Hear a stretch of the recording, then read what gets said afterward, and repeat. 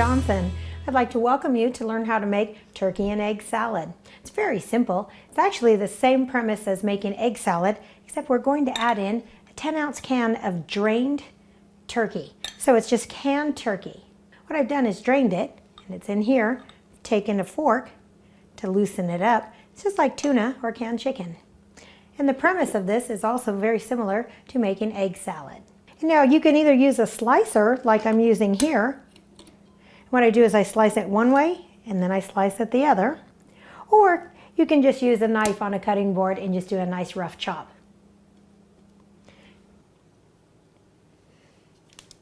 So I'm going to take the 3 eggs.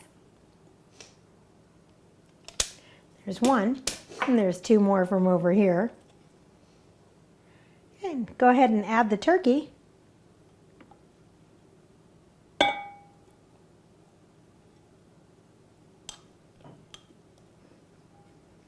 You can always use your leftover turkey too if you had baked a turkey. Then next I'm going to add in the mayonnaise, and I'm using 1/3 cup.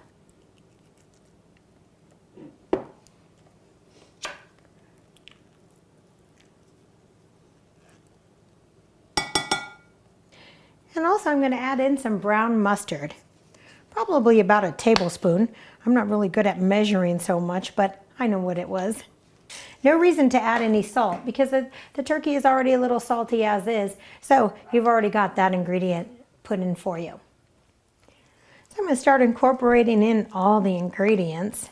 It smells wonderful.